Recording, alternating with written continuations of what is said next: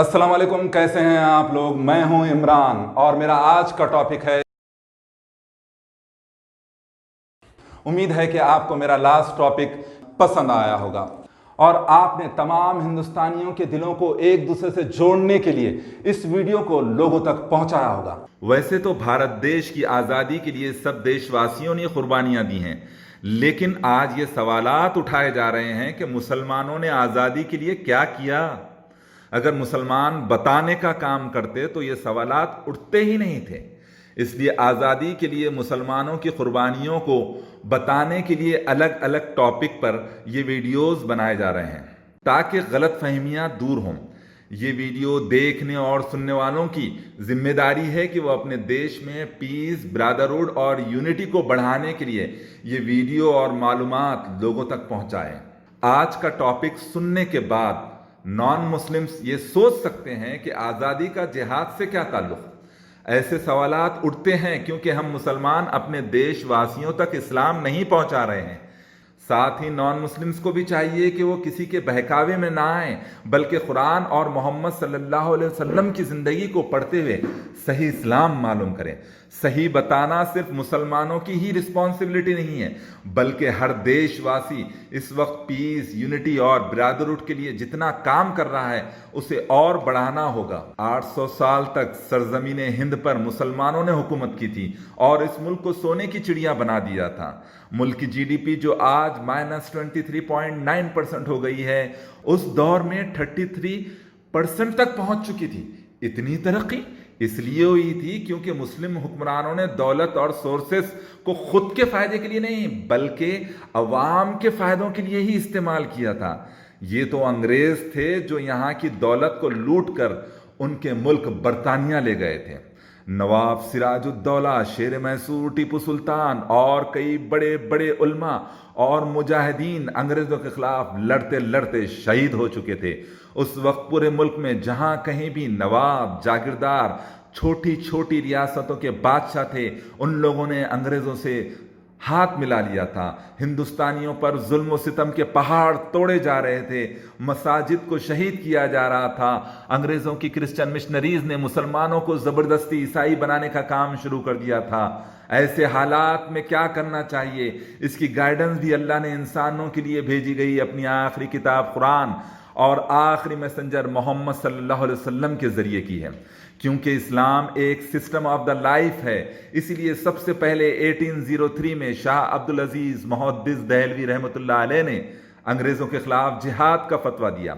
यह फतवा एक ऐसे वक्त इश्यू किया गया था जब दिल्ली पर प्रैक्टिकली तौर पर अंग्रेजों की हुकूमत कायम हो चुकी थी। इसीलिए जिहाद के इस फतवे को हिंदुस्तान की आज़ादी में बहुत ही अहम मुकाम हासिल है। सिर्फ एक ही मर्तबा नहीं, बल्कि जब जब ज़रूरत पड़ी तब तब शाह अब्दुल अजीज़ ने जिहाद का फतवा जारी किया, क्योंकि उन्होंने अंग्रेज़ों को पूरी तरह समझ लिया था। इसीलिए वो आवाम के दिलों में अंग्रेज़ों के खिलाफ नफरत पैदा करने की कोशिश के लिए बहुत काम करते रहे।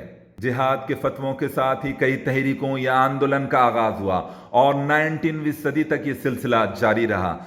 सैयद अहमद शहीद, शाह इस्माइल शहीद, मौलवी विलायत अली, मौलवी इनायत अली और कई बड़े बड़े मुस्लिम उल्मा ने कभी भी अंग्रेज़ों को सुकून की सांस लेने नहीं दिया। उल्मा का मतलब होता है वो लोग जो तमाम इंसानों के लिए भेजी गई आखिरी किताब कुरान और आखिरी नबी मोहम्मद सल्लल्लाहु अलैहि वसल्लम के बारे में सही और मुकम्मिल इंफॉर्मेशन रखते हैं।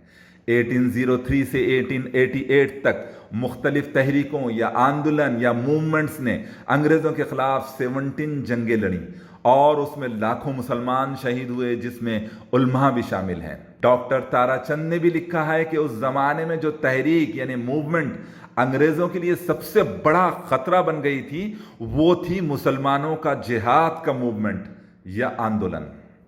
1857 इसी की जंग आज़ादी के दौरान भी अंग्रेज़ों के खिलाफ जिहाद के कई फतवे दिए गए थे।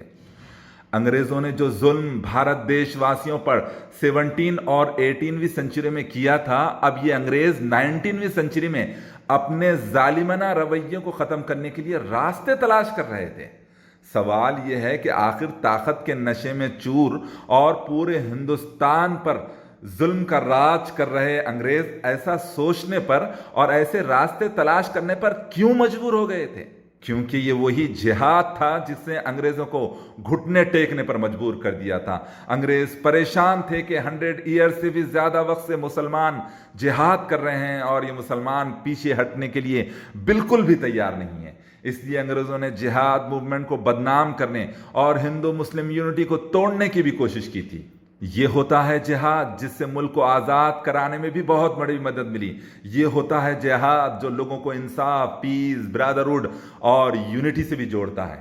جہاد وہ نہیں ہے جو آج کل میڈیا میں بتایا جا رہا ہے، بلکہ اس جہاد کو غلط انداز میں پیش کرنے کا مقصد یہ ہے کہ دیش واسیوں کے درمیان نفرت بڑھے، اور انشاءاللہ ہم دیش واسی ایسا ہونے نہیں دیں گے۔